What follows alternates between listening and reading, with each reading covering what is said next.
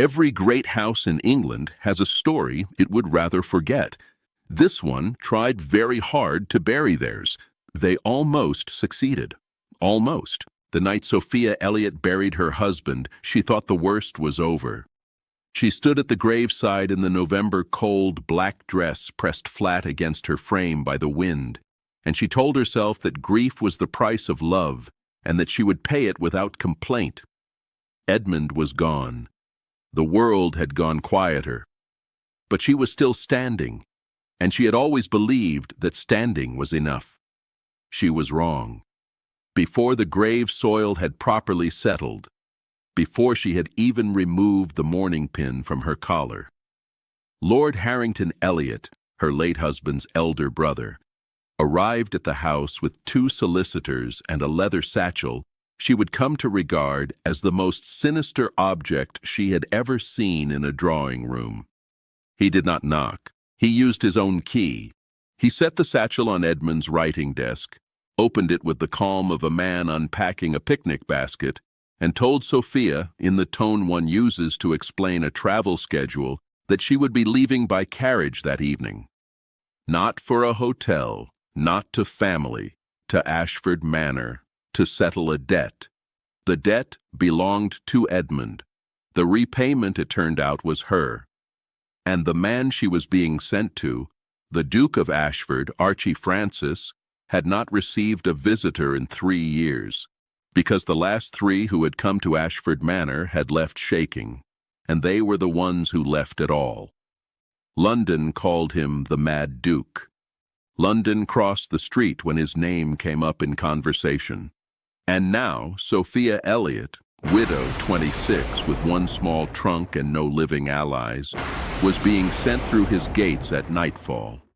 What they did not know, what none of them had thought to ask, was what Sophia Elliot carried in that trunk, and what she was capable of doing with it.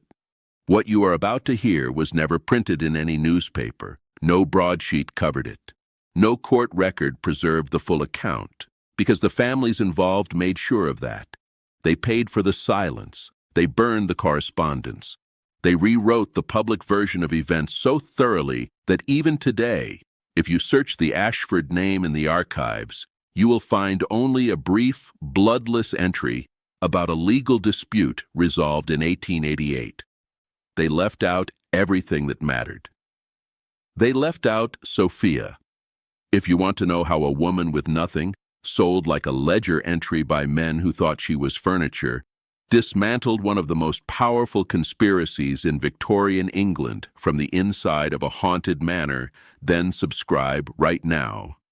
Turn on every notification you see, because this story does not pause for latecomers. And neither, as it turns out, did Sophia Elliot. England, 1887. London moves on coal smoke and ambition. The drawing rooms of Mayfair trade in reputation the way dock workers trade in cargo, loudly, relentlessly, and with very little concern for what gets broken in transit. A man's name is his credit. A woman's name belongs to whoever holds her papers. Sophia Elliot had understood this since she was a girl. Her mother had understood it before her, a woman of considerable learning and no fortune, who had spent her life treating the ailments of farmers and laboring families with botanical remedies. She documented in a cloth-covered notebook that she pressed into Sophia's hands the week before she died. Knowledge, her mother had said, is the only thing they cannot take at the door. Sophia had married Edmund Elliot at 22. He was a quiet man, a decent man. He loved her in the steady, undemonstrative way that some men love, not with grand declarations, but with small, consistent acts of regard that only become visible in their absence. He had been ill before the autumn was out and gone before the first frost. He left her grief, a modest wardrobe, and a marriage that, she would only later discover, he had been quietly trying to use as armor against his own brother. The armor had not held. Harrington Elliot appeared the morning after the funeral with documentation Sophia had never seen. a debt she had never heard of, and a solution he had clearly arrived at well in advance of the problem. She was 26, a widow, with no independent income and no legal standing to contest the transfer. English law in 1887 was not especially interested in what widows wanted. The carriage came at 7 in the evening. She brought her trunk, clothes, her mother's notebook, and a small quantity of dried herbs she had been treating Edmund's cough with in his final weeks. She did not know, sitting in that carriage as it rolled out of London into the dark countryside, that those herbs would prove more useful than anything else she owned. She did not know much, going in. She would know everything, coming out. The Elliot house had never been warm. That was one of the first things Sophia had noticed when she arrived as a bride. The fireplaces were always lit too late, and the windows faced north, and the whole building seemed to have been designed by someone who regarded comfort with mild suspicion. The morning after Edmund's funeral, it was colder than she had ever felt it. She was sitting at the kitchen table, not the dining room, the kitchen, because she had not had the energy to maintain the performance of propriety, when she heard the front door open. Not knock and open, simply open, as though the person on the other side had decided that the formality of knocking had become an inconvenience they were no longer willing to observe. Harrington Elliot walked in with 2 solicitors behind him, like men walking into an office they already owned. He was Edmund's elder brother in every external particular, same height, same coloring, but where Edmund had moved through the world with a certain tentativeness, as though he were always slightly afraid of imposing, Harrington moved like a man who had never once considered that space might belong to someone else. He placed the leather satchel on Edmund's writing desk. He opened it. He extracted papers. "There is a debt," he said, without preamble, without condolence, without any gesture toward the fact that the man whose desk this was had been buried 14 hours ago. Edmund borrowed against the estate, against the full estate, I'm afraid, some years ago.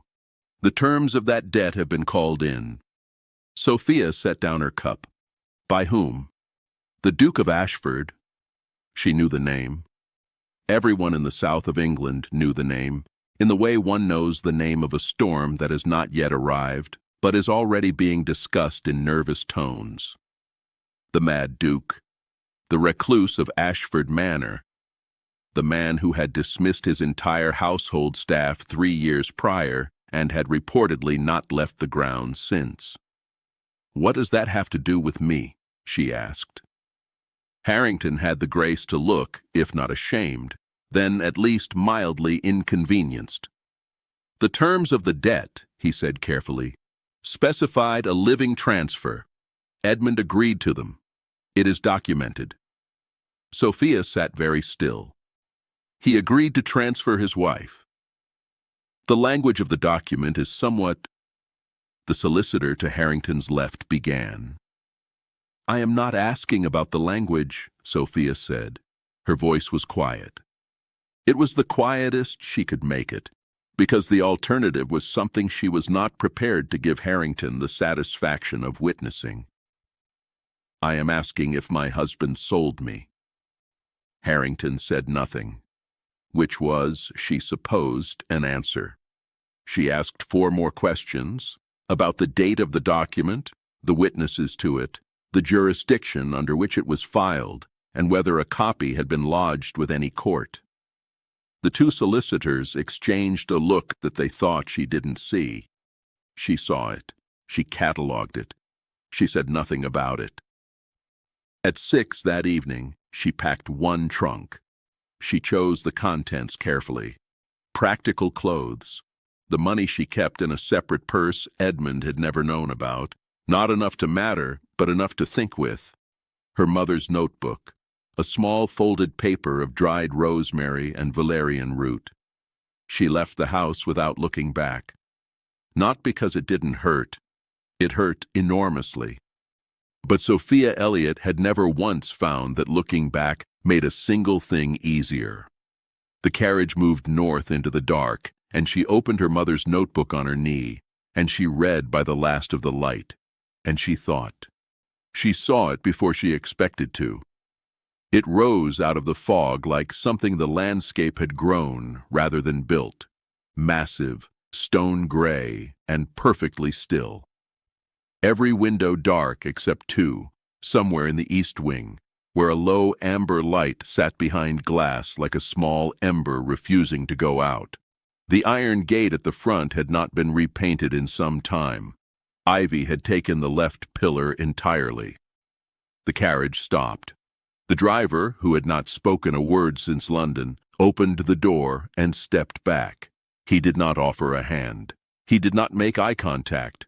He waited until she had climbed out on her own, and then remounted and turned the carriage around with indecent speed. She stood in the drive for a moment with her trunk at her feet and the fog settling around her ankles, and she did the thing she always did when she was afraid. She counted what she knew. She knew the gate was open. She knew the front door was ahead of her. She knew she was not in physical danger from a man who had, whatever else people said about him, apparently spent 3 years doing nothing more violent than staying indoors. She knew she had in her trunk every meaningful thing she owned. She knew she had survived worse beginnings than this. She picked up the trunk and walked to the door. It opened before she knocked. The woman who filled the frame was perhaps 60, built with the solid permanence of load-bearing architecture, and wearing an expression that Sophia would spend several days learning to read correctly. It was not unkind. It was the face of a woman who had decided, somewhere along the way, that hope was a resource best conserved. Mrs. Elliot? Not a question, not a welcome, simply an acknowledgement that the expected delivery had arrived on schedule. "Mrs. Graves, I assume," Sophia said. "You'll want to come in." The house was warmer than it looked, which was the first surprise. The second was how quiet it was. Not empty quiet. There was the distant sound of a clock, the settling of old wood, the breath of a large building around many small silences.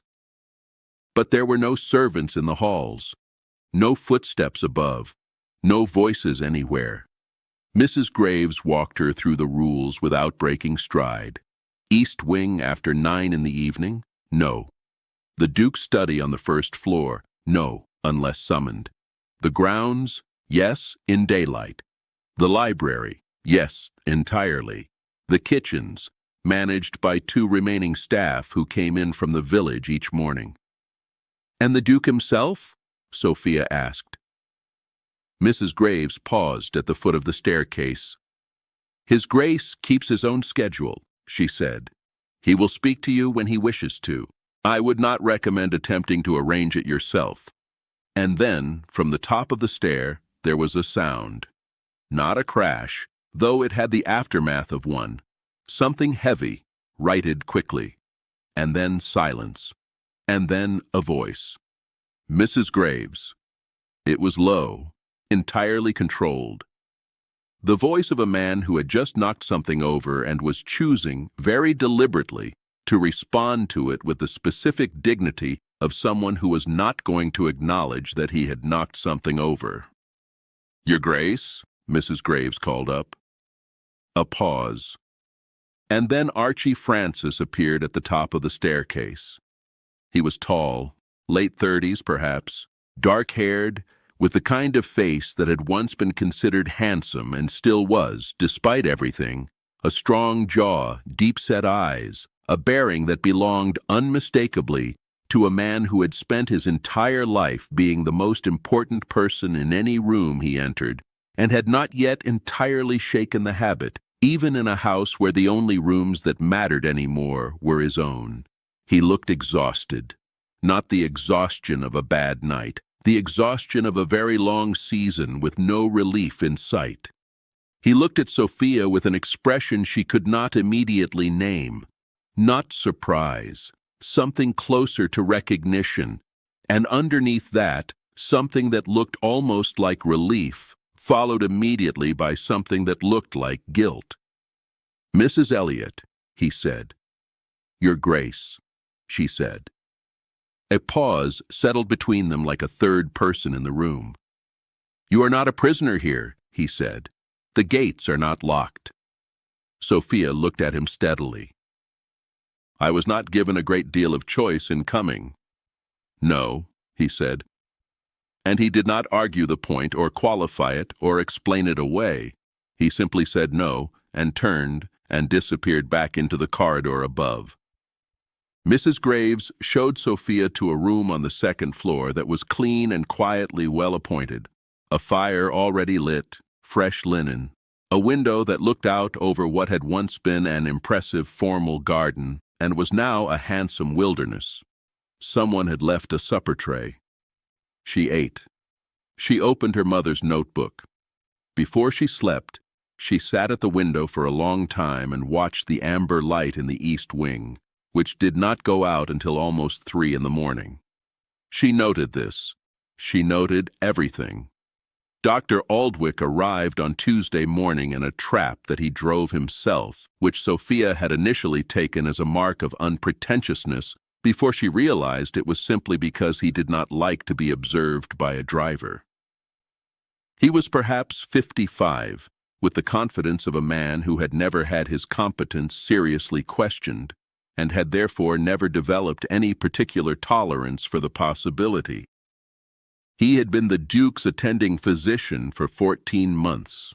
He received Sophia in the downstairs parlor with the practiced amiability of a man who had decided, before meeting her, that she was not going to be useful. His Grace's condition, he told her, is degenerative in nature. Episodes of confusion, agitation, motor instability. The diagnosis is well established. What he requires is rest, consistency, and minimal stimulation. Minimal stimulation, Sophia repeated. No extended conversation. No excitement of any kind. No. He glanced at her in a way that managed to convey the entire category of concern without specifying it. Complications. What causes the episodes? She asked. He looked at her the way physicians in 1887 frequently looked at women who asked medical questions, with the expression of a man who has found a child attempting to read a legal document. The degeneration, he said patiently, causes the episodes. That is circular. Mrs. Elliot, do the episodes occur at consistent intervals? Do they follow any pattern relative to sleep or meals?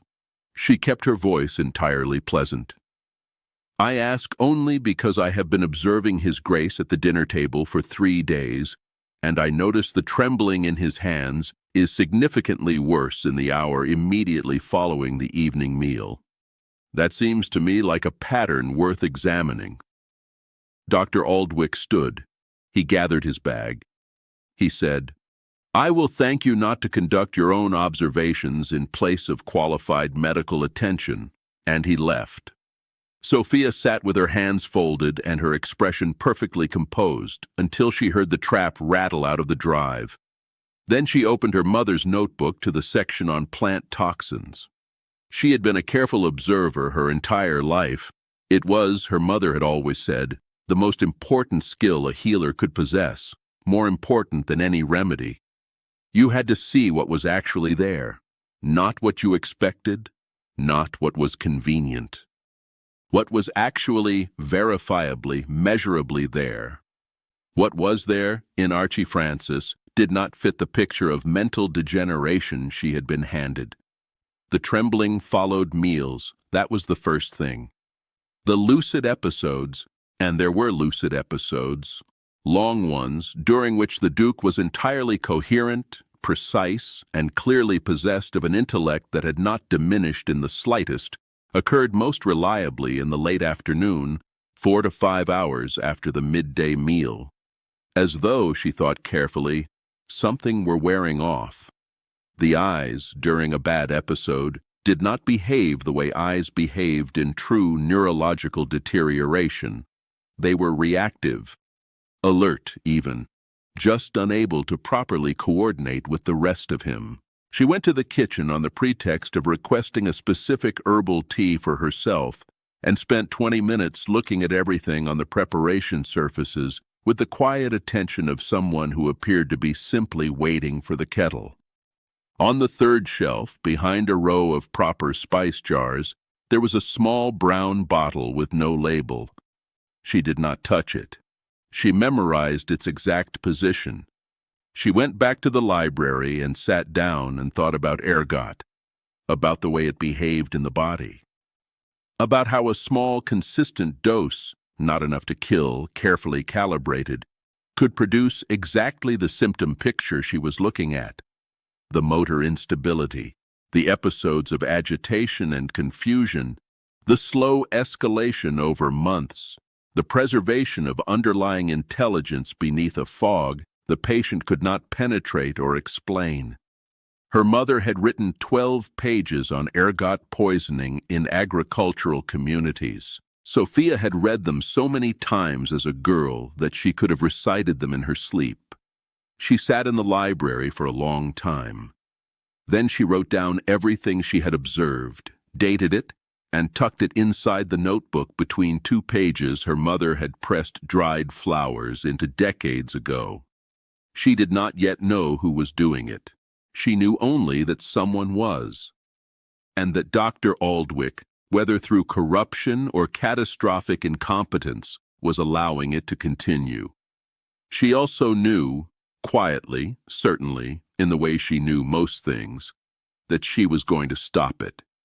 Now, before you ask, no, she didn't have a laboratory, no university degree, no microscope. Oxford wasn't accepting women yet, and even if it had been, nobody would have thought to invite Sophia. What she had was a worn notebook, 14 years of watching her mother work, and an absolutely unshakable willingness to be the most inconvenient person in any room she entered. Subscribe if you want to see how that turns out for everybody involved. It was 11 o'clock on a Thursday when Sophia found the library already occupied. She had taken to going there late. The fire was kept banked, the shelves ran floor to ceiling on 3 walls, and the quiet was of the particular quality that only very old rooms with very many books tend to achieve. She brought her notebook and her observations, and she sat and she thought, which was the activity she had always found most useful when everything else had been stripped away. Archie Francis was standing at the far window, with a candle on the table beside him, a book open in his hands, and the expression of a man who has been reading the same page for quite some time without taking in a single word. He looked up when she entered. He did not look startled. She got the impression that very little startled him, that he had simply moved past the range of surprise into something more exhausted and more watchful. "The library is available to you," she said. "I did not mean to intrude." "You are not intruding," he said. "Sit down if you like." She sat. For a while, neither of them spoke. The fire settled. The candle wavered. Outside, the wind was doing something dramatic to the trees, but the walls were thick enough that it arrived as atmosphere rather than intrusion. "You spoke to Aldwych," Archie said finally. "I did." "He reported the conversation." "I assumed he would." Archie closed the book. He did not set it down so much as he placed it, with the careful deliberateness of a man who had learned to compensate for the unreliability of his own hands. He turned to face her properly for the first time since their brief exchange on the staircase. "What did you actually ask him?" she told him. She told him all of it. The pattern she had observed, the timing, the behavior of his eyes during episodes, the things she had noticed in the kitchen. She told him without preamble or apology, and she watched him as she spoke, the way she always watched people, with the attention of someone taking notes even when her hands were still. He was quiet for a long time when she finished. "Aldwych has been my physician for over a year," he said. "I know. He is considered highly regarded in London." "I know that too," You are suggesting— I am not suggesting anything, Sophia said. I am telling you what I observed. You may do with it whatever you consider appropriate. Another silence. The candle shifted. In the unsteady light, she could see something in his face that she had not seen before. Not the careful management of an uncertain man, but the grief of one who has been frightened for a very long time and has run out of ways to explain it away. I know something is wrong, he said. I have known for months. I cannot trust my own body. I cannot always trust my own mind, or I cannot tell in the moment whether I am trusting it or not. Do you understand how? He stopped, began again. I stopped allowing visitors because I could not bear to be seen that way. I could not bear to be looked at. I am looking at you now, she said. Yes, he said, you are. A different kind of quiet settled between them. Why are you still here? He asked. The gates are not locked. I told you that the first night. You did. Then why? She considered the question with the seriousness it deserved. Because I came to survive, she said. That is still the primary aim. But I think I may be able to help you first. And I find I am not willing to leave before I have finished a thing I have started. Archie Francis looked at her across the firelit library with an expression she would spend a long time trying to name, and then he did something entirely unexpected. He laughed. Not warmly, not easily. It came out of him like something he had not used in a while, and was slightly surprised to find still worked. But it was genuine and brief, and it changed his face entirely for the 3 seconds it lasted. Edmund told me, he said when it had passed, that you were the most stubborn person he had ever met in his life. He said it as though it were one of the primary reasons he loved you. Sophia looked at the fire. He was not wrong, she said quietly. She did not cry. She had done her crying in private, in the right places, and she was not going to spend it here. But something shifted in the room, settled slightly, like the way a compass finds north. Not a dramatic movement, just an arrival at the correct orientation after a period of uncertainty. She did not see Walcott in the corridor outside. She did not see him step back from the half-open door and walk away with his face perfectly composed and his jaw set with something that had nothing to do with the lateness of the hour. The book was not where it was supposed to be. Sophia had spent enough time in the library to know which shelves held estate records and which held correspondence, and the ledger she found tucked between 2 volumes of agricultural history, misaligned, its spine flush with the row in front of it rather than behind, did not belong there. She almost missed it. She was reaching for something else entirely. She pulled it out. It was a standard estate ledger, the kind used for household accounts, except that the handwriting inside the front pages was not Archie's. It was cramped and upright and distinctly legal in character, the hand of someone who had trained in a solicitor's office. And tucked between the first and second pages, loose and unfolded, were 3 letters. She read them once, quickly. Then she closed the ledger and sat very still with it in her lap and looked at the fire and breathed in a slow, careful rhythm she had learned from her mother, who had used it when confronted with something requiring absolute clarity of thought. The letters were from Pendleton, the Duke's solicitor, a man she had heard referenced but not yet met, to Lord Harrington Elliot. They were dated across a span of 14 months. They were specific, detailed, and entirely unambiguous in their intent. The debt, Edmund's debt, the document she had been transferred under. It was fabricated, not forged in the crude sense, but constructed. Pendleton had drafted it. Harrington had signed as witness. Edmund, it appeared, had never seen it at all. But that was not the worst of it. The second letter outlined the rest. Once the Duke was formally declared legally incompetent, a process Pendleton was positioned to initiate, with Dr. Aldwick's medical certification as the foundation, the Ashford estate would transfer to a holding company, a company registered 2 years prior, in the names of Harrington Elliot and Cornelius Pendleton. They were not trying to embarrass the Duke. They were not trying to make him suffer. They were trying to acquire him, to consume him slowly from the inside, until there was nothing left but property waiting to be signed over. Sophia made copies. Her handwriting was small and precise. She worked for 40 minutes without stopping, and when she was done, she returned the ledger to exactly the place she had found it, and the letters to exactly the order they had been in, and she put her copies inside the binding of her mother's notebook, behind the last written page. Then she went to find Archie. He was in his study on the first floor, the room she had been instructed not to enter uninvited. She knocked.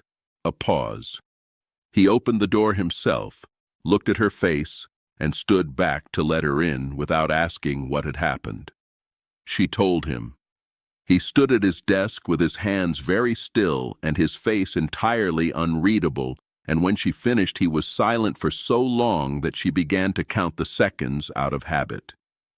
At 41 seconds he said, "Edmund knew, didn't he?" Not a question. "The third letter references a conversation," Sophia said carefully. "Pendleton writes to Harrington about a complication. Someone asking questions about the holding company. He doesn't use a name, but the timing corresponds exactly with the month Edmund's health began to deteriorate." Archie sat down, which she was coming to understand was what he did when something was too large to remain standing under. "Edmund did not have a fever," she said. "Not a question either." "No," Archie said. His voice was very steady. It was the steadiness of a man holding something together through discipline alone. "I don't believe he did." They sat with that for a while. The clock on the mantelpiece ticked. The fire burned. Outside, rain had begun against the window in the patient, relentless way English rain had of reminding you that it was not going to stop. "I need you to trust me," Sophia said finally. "Not completely, not blindly, but enough to let me move through this house without obstruction for the next 2 weeks." Archie looked at her. "What will you do in 2 weeks?" "I am going to make you well," she said, "and then we are going to dismantle the whole thing." He looked at her for a long time. Then he nodded. One single motion. And that was that. "I know exactly what you are thinking. You are thinking, why didn't she simply go to the police? Wonderful question. Allow me to introduce you to 1887 England, where a widow's legal testimony was worth approximately as much as a damp newspaper in a courtroom. She had no standing, no name, no money, and 2 very powerful men actively working against her. What she had was a plan. Subscribe, because what she does with that plan is genuinely one of the most satisfying things you will witness today. The first thing Sophia changed was the kitchen. She did it quietly. She asked Mrs. Graves, not the temporary staff who came from the village, to manage every meal prepared for the Duke personally. She provided a short written list of ingredients she wished to remove from the rotation. She did not explain why. Mrs. Graves looked at the list for a moment, and then looked at Sophia, and then folded it and put it in her apron pocket without a word. The small brown bottle disappeared from the kitchen shelf on a Tuesday. On Thursday, Archie Francis came to dinner and his hands did not tremble. He said nothing about it. He ate the full meal. He actually talked, without the careful self-monitoring she had watched him perform, about the estate accounts and the condition of the north fence and a correspondence he had been meaning to answer for 6 months. Mrs. Graves, clearing the soup, allowed herself a single, fractional expression that Sophia had learned to read as the nearest the woman came to relief. Over the following 10 days, the episodes diminished, then stopped. Not a slow fade, a hard stop, like a sound cut off at the source. It was on the 11th day, sitting in the garden in thin November sunlight that had no real warmth but offered the principle of it, that Archie told her about Edmund. They had been close since boyhood, not in the way that was socially expected of men of their class, not hunting and clubs and the performance of ease, but in the quiet, specific way of two people who had found in each other the rare relief of being understood without effort. Edmund had been the sharper-tongued of the two. Archie had been the one who listened. They had balanced each other in the particular way that only very old friendships manage. When Edmund wrote to him 2 years ago, it had not been the letter of a man asking for help. It had been the letter of a man who had already understood that he was beyond help and was trying to manage the damage. He had found out about Harrington's dealings with Pendleton. He did not yet know the full extent. He did not yet know about the poison, but he knew about the holding company, and he knew about the plan for the estate, and he knew, with the quiet clarity of a man who understood his brother's character completely, that he was not going to survive the discovery. So he had done what he could. He had gone to Archie. He had constructed, with Archie's agreement, a debt arrangement that had no actual financial basis, a document that placed Sophia, in the event of his death, under Archie's legal protection, not as property, as someone Harrington could not touch. The debt was real, in the sense that it was documented. It was not real in the sense that Edmund had never borrowed anything. Harrington had found the document in Edmund's papers and had done exactly what Edmund predicted he would do, used it without understanding what it actually was. Sophia sat with this information in the way she had learned to sit with large things, not trying to resolve it immediately, not trying to feel the correct feeling on schedule, just allowing it to exist until she understood its full shape. Edmund had known he was going to die. He had spent his last weeks trying to get her somewhere safe. He had not known about Walcott. He had not known about the ergot. He had tried to protect her, and he had succeeded in the end, in a direction none of them had anticipated, because the place he had sent her, which was supposed to be safety, had turned out to contain the very evidence that would bring the whole structure down. "He trusted you," she said to Archie. "Yes." "And you accepted the arrangement without knowing what it would cost you?" "I would have done it regardless." She believed him. That was the thing. She looked at him in the pale winter light, recovered now, present, no longer managing himself from a distance, and she believed him entirely. "Then we have an obligation," she said, "to make sure it counts." Archie looked at her. Something had shifted between them over the preceding weeks. It was not a dramatic thing. It was the shift that happens between two people who have spent enough time in genuine crisis together that the usual social scaffolding becomes unnecessary. They had moved past introduction into something that had no specific name, but was substantial and real. "Walcott is still here," he said. "For now," said Sophia. Walcott disappeared on a Wednesday, not dramatically, not in the night with a bag over his shoulder. He simply was not in the house at 7 in the morning when Mrs. Graves went to assign the day's tasks, and his room was tidy. Too tidy, the tidiness of a man who had spent time making sure nothing looked deliberate, and his personal effects were gone. Sophia found him in the village before noon. She had suspected, based on nothing more than his knowing face and the particular way he had positioned himself near rooms where conversations were occurring, that Walcott was not the kind of man who ran. Running requires imagination, the capacity to picture yourself somewhere else. Walcott was a man of systems. He would stay within the geography of the scheme because the scheme was the only map he knew. He was in the back room of the public house, nursing something dark in a short glass, when she sat down across from him without invitation. He looked at her. He looked at the door. He looked back at her. "I know who you are, Harrington," she said, not loudly, not as an accusation, as a statement of established fact. "I know you were placed in this house 6 years before the debt document was drafted. I know the bottle that has now been absent from the kitchen for 11 days. I have documented the timeline, the symptoms, the intervals, and the correlation with your management of the kitchen. I have copies of the Pendleton correspondence." She paused. "I have been very thorough." Walcott set down his glass. He was a man who had spent his professional life performing composure, and the performance was still there, but it was a performance now rather than a state. She could see the seams. "What do you want?" he said. "I don't want anything from you," she said pleasantly. "I have everything I need." He studied her.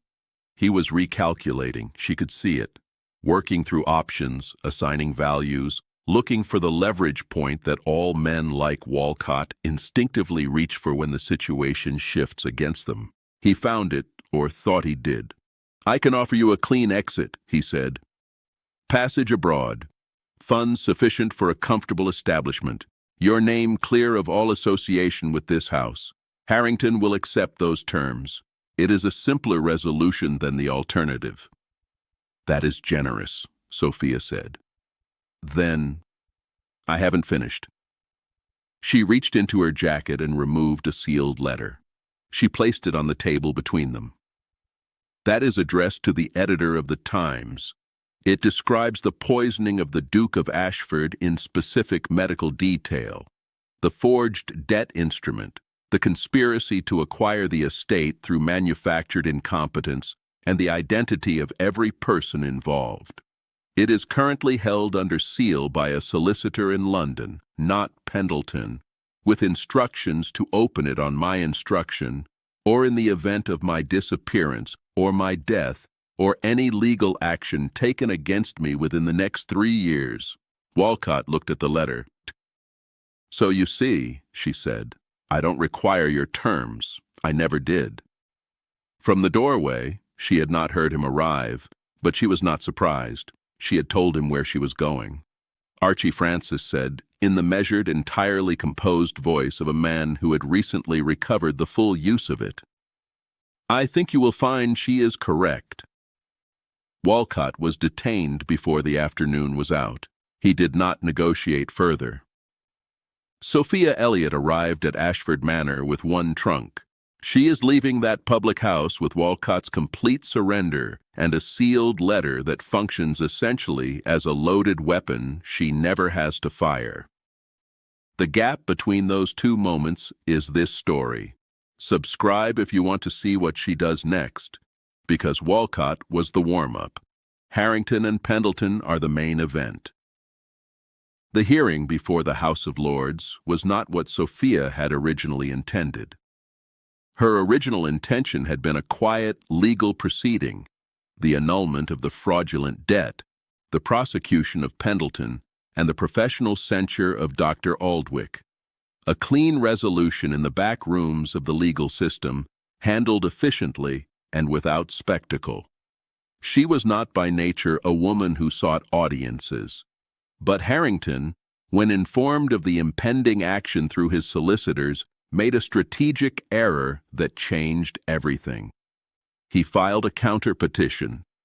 In it, he claimed that the Duke of Ashford, whom he described with great and detailed concern as suffering from a severe and well-documented mental incapacity, had been manipulated by a scheming widow who had obtained unlawful influence over an incompetent man and fabricated evidence to cover her own fraudulent acquisition of his resources. It was, Sophia observed when she read it, quite creative. It was also the public statement she needed, because a counter-petition required a public hearing, and a public hearing, one in which the Duke's competence would now be formally assessed, meant Archie Francis had to appear, in person, before peers, for the first time in 3 years. He appeared. He walked into that chamber in full formal dress, and he looked entirely himself, present, precise, and possessed of a quality of stillness that the room noticed immediately, the way a room always notices when the most significant person in it has just arrived. His hands did not tremble. His eyes were clear. He stood at the respondent's position, and he answered every question put to him with the deliberate, unhurried economy of a man who had spent months watching his own mind from a great distance and was deeply, viscerally relieved to have it back. Sophia presented the evidence, not through a barrister. She wrote her own statement in her own words, in the clear, uncomplicated language her mother had always insisted upon, and a sympathetic peer named Lord Ashburn read it into the record while she sat behind the rail and watched Harrington's face. The statement described the ergot poisoning in precise botanical and medical detail. It described the timeline of Walcott's placement in the household. It reproduced verbatim the relevant sections of the Pendleton correspondence. It named every figure involved in chronological order, and it was written with the specific, unhurried clarity of someone who has had a very long time to think and has not wasted a moment of it. Dr. Aldwych, called to provide the medical certification that the counterpetition rested upon, arrived prepared to give a confident diagnosis and left having been asked 11 questions he could not adequately answer by a lord who had, somewhat unusually for that chamber, read Sophia's botanical appendix with genuine interest. Aldwich's certification was withdrawn. Pendleton sat in the gallery. He looked, Sophia thought, like a man watching the specific building he had constructed, very carefully over many years, collapse in real time. He did not contest. He had calculated correctly that contesting would produce a criminal proceeding rather than a civil one, and that the criminal standard was worse for him. He withdrew the counterpetition mid-hearing and attempted to make the whole matter go away quietly. He was not permitted to. Harrington, when the extent of the documented conspiracy was read into the full record, rose and attempted to leave the gallery. He was stopped at the door by 2 men who had been positioned there by Archie's newly reappointed solicitor, a man from a different firm entirely, who had been preparing for exactly this contingency. The proceeding concluded in 3 hours and 40 minutes. The forged debt was annulled. The holding company was dissolved. The estate was declared unencumbered. Harrington was remanded pending a criminal prosecution that would take 18 months to resolve and result in his being stripped of his title and disbarred from public life for a period of 10 years. Pendleton received a comparable fate. Walcott, having cooperated after his detention, received a lighter sentence and a very permanent professional end. Dr. Aldwych was censured by his professional body and did not practice again. But that was not the end. Sophia had spent the weeks before the hearing doing something else as well, something she had not told Archie about, not because she wished to exclude him, but because she needed to know, first, that it was possible. She had been writing. She had written a document, 47 pages, clear and specific and grounded in her own documented experience, on the legal position of widows in England, on the mechanisms by which property was stripped, debts were fabricated, and women were transferred between households with the same procedural indifference used for livestock and furniture. On the specific legal amendments that would close those mechanisms. She had not written it as a complaint. She had written it as a proposal, the way her mother had always taught her to approach an argument she intended to win. Lord Ashburn had read it. He had passed it to 2 colleagues. By the morning of the hearing, 3 peers had signed their names to it as co-sponsors. It was not introduced that day. These things do not move that quickly. Sophia had never expected them to, but it was introduced. And the argument, once made in that chamber, in that specific documented form, attached to that specific hearing, was impossible to simply set aside. It created a thread that ran through the legal conversations of the following 2 years, appearing in correspondence and committee minutes and debate records with a persistence that its author had perhaps anticipated. The Elliot Francis Widows Property Reform Bill passed in December 1889. Sophia Elliot's name was on it. She was 30 years old. She did not attend the celebration that Lord Ashbourne arranged. She was, at the time of the bill's passage, at Ashford Manor, which had, over the preceding 14 months, become a rather different place than the fog-wrapped near ruin she had arrived at in a carriage she had not chosen. The garden was being restored. The staff were back. The rooms were lit. Archie Francis found her in the library, where she had been since morning, reading. Her mother's notebook on the table beside her, a cup of tea gone cold, the bill's text in the newspaper folded open on her knee. He stood in the doorway for a moment. She looked up. "It passed," she said. "I know." He sat down across from her in the chair that had become, over 14 months and an unknowable number of late-night conversations, definitively his chair, the one on the left of the fire, the one that he occupied the way certain people occupy a space, as though the furniture had been waiting for them specifically and was relieved to finally be of use.